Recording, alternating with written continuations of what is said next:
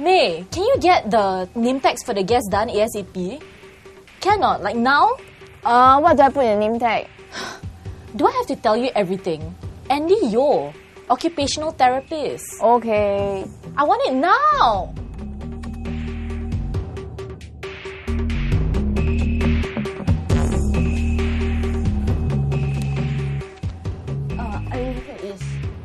This is not what I want. Andy Yo is one man. How come there's an S down there? How can you be so stupid?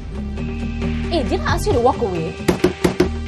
So this is like pretty typical. I mean, like if we are talking about the dragon lady in the workplace, they are going to appear, you know, something like that, like pounding the table when they are not happy. Have you experienced? I mean, have you seen similar scenarios in your workplace before? Yeah, I've seen it. Okay. My boss. Oh, your boss, not yourself. But I think like nowadays. Is your boss a male or female? Male. Okay. Yeah. He does it when he's really, really angry. But I guess we don't see this kind of thing that often, at least in my workplace, because I guess someone who displays this kind of anger or aggressiveness really shows a lower level of EQ. Okay. So maybe people will go more of like another way, like maybe something more subtle. Of course, aggression can take a slightly more passive form.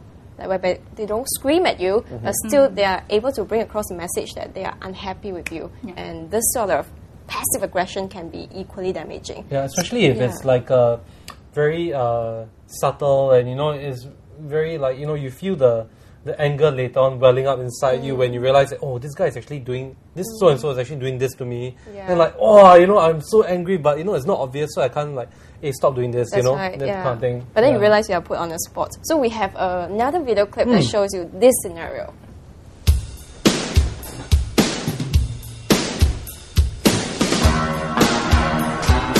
Hey, Ben!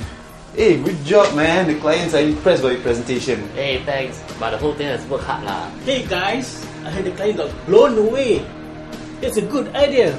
It's original. It's a fork and spoon dance in the Bollywood style. Who came up with the idea? Oh, I was watching Slumdog Millionaire and I was having dinner at the same time. Then I was playing with my cutleries. Then I was thinking, wouldn't it be nice if I were to animate my cutleries with Bollywood music in the background, since we are talking about Indian cuisine? Yeah, of course, Ben is definitely one of my best creative directors. Always thinking of work. Hey Ben, how are you today, man? Hey, good. Just want to go through this quickly before we meet CEO later at 9. Oh, aren't you informed?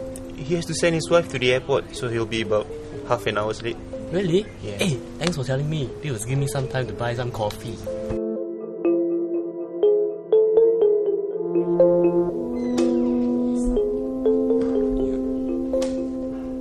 Hey, come, join us.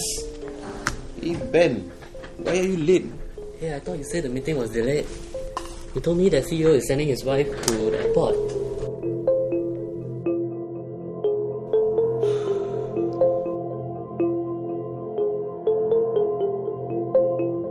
So in this video, we have the CEO. And then we have so the obvious mid-level manager, and there's a rising star. You know, typically there's someone who does the work.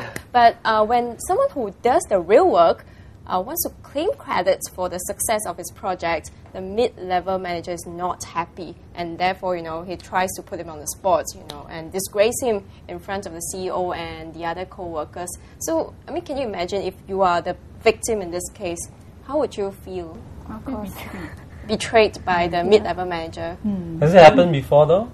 Yeah, something similar. Not really. Yeah, not to this extent. But I mean, I've noticed like during meetings, right? There are certain people who like discount your opinions. When you voice out your certain opinions or feelings, then they'll like, are you sure this is going to work? Or this is quite silly. You know, they'll sort of discount your opinions. And I think this is also another form of bullying. It's like public humiliation. Yeah, and you don't want to lose face in front of your co-workers, right? Yeah. Yeah, that's right. Pei Ting, do you have like similar experience in the past? Not really, because this, I think it's so-called like backstabbing kind of thing. Yeah.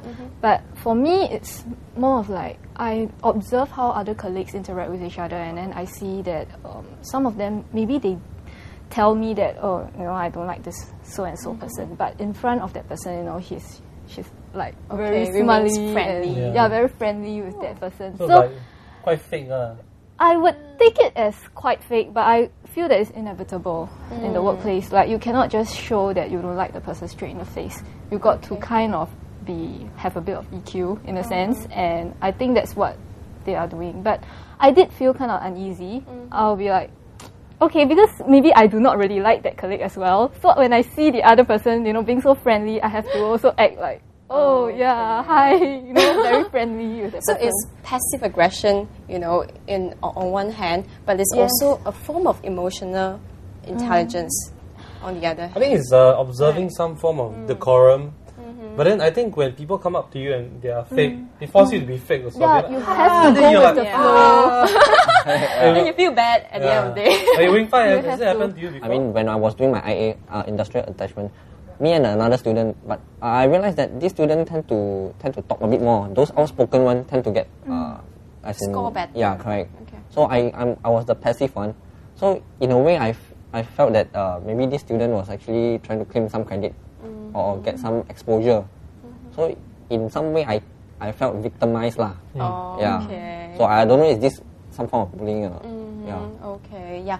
So in the next segment, we'll tell you more about another form of bully. Okay, this one is the snake. Pretty classic. See ya in a while.